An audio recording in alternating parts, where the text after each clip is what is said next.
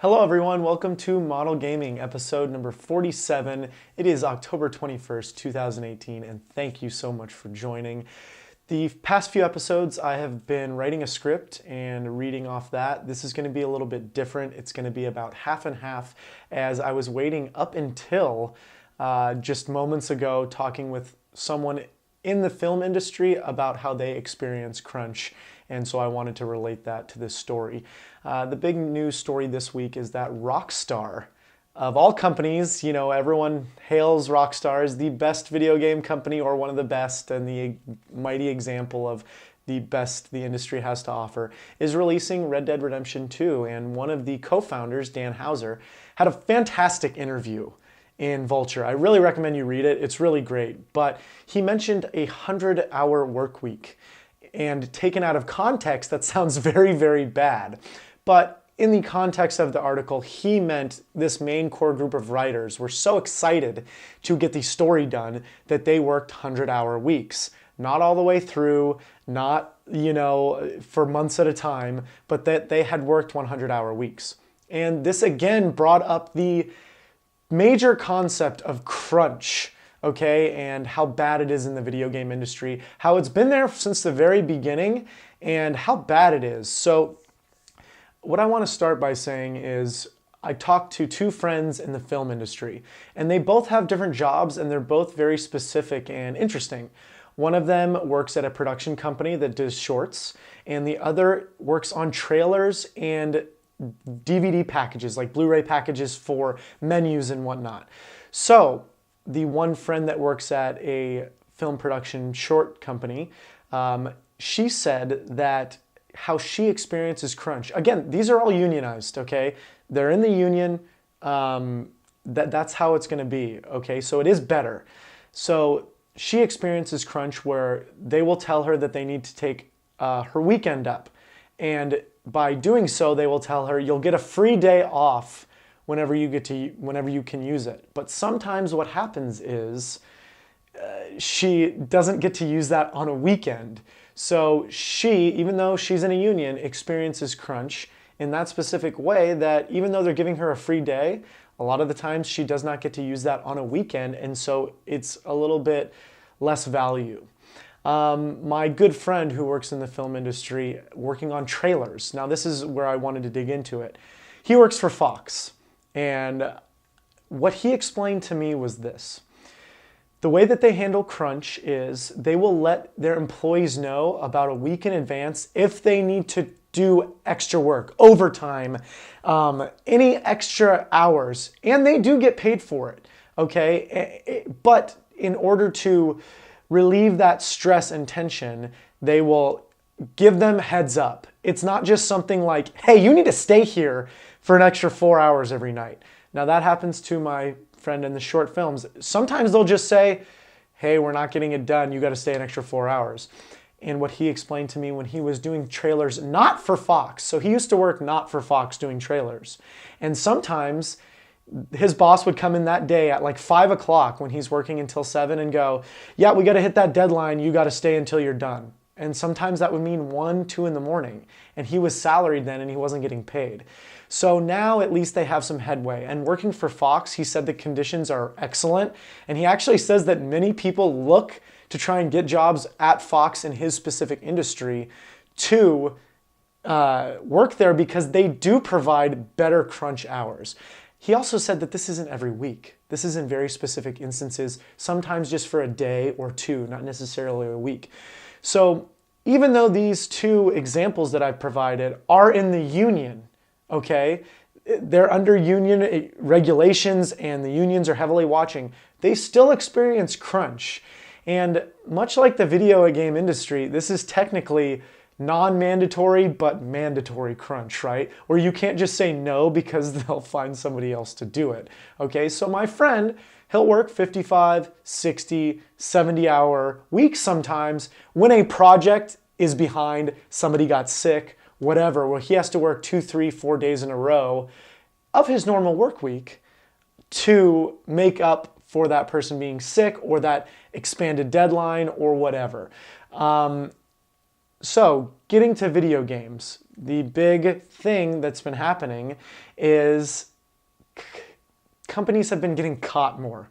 People have been coming out and saying, hey, I had to work 80-hour weeks for 2 years, or I had to work 80-hour weeks for 3 straight months on this project, and it's ruining my health, it's ruining my body. And it's all because video game companies are not unionized. The video game industry is not unionized. The reason I bring up the 2 prior examples is to show that even in unionized industries, crunch still happens, okay? So everyone just shouting, unionize, that's the answer, no more crunch, is correct, but not fully. It's still a very nuanced matter, and it really, crunch is never not going to exist in these industries, especially if so my buddy told me that if you're working in visual effects industry for movies, that you have terrible crunch, even though you're unionized. It doesn't matter, crunch still happens. And the perfect example that he brought to my attention and that I remembered was when Life of Pi came out. That studio won the Oscar for visual effects. It was a gorgeous, breathtaking movie, okay? One of the few 3D experiences that I think that you should watch. And right, very, very close after they won the Oscar, their entire company was let go.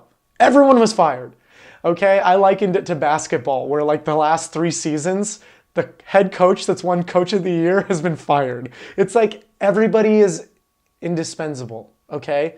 Or everybody is dispensable. Everyone can be let go at any time. It doesn't matter how good you are. So everyone shouting unions are the answer, that is an answer. That is probably the best answer.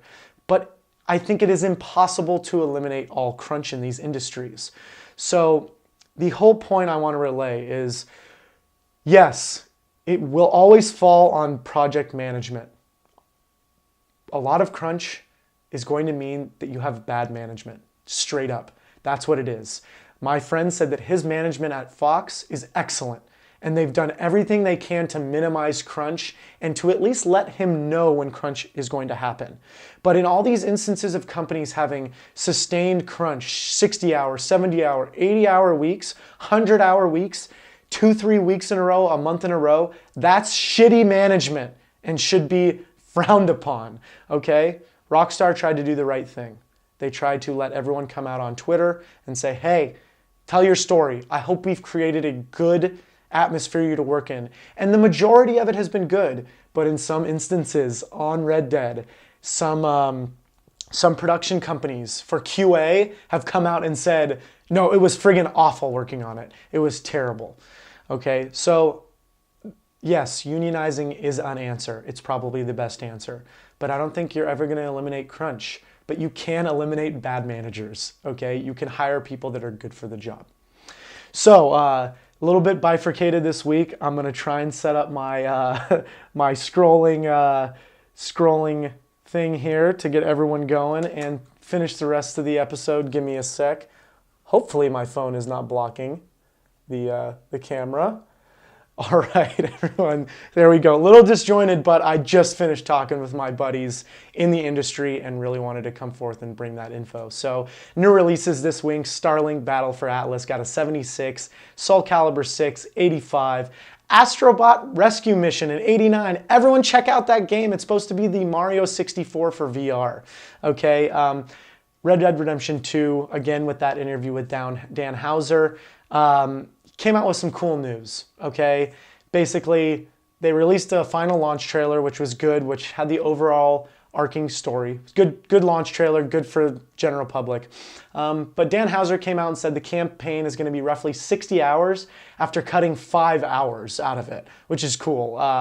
That they're that hyped for the story. I can't wait. 60 hours is incredible. They also recorded an unheard of 500,000 lines of dialogue. That's absolute insanity, okay?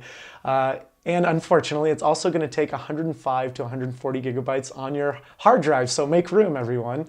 Eurogamer released a cool report for a full remaster of Shenmue HD that was canceled in late 2017. It was not up to par of something like the Yakuza games, but it looked good. It did look good, and it was probably canceled for budgetary reasons and time.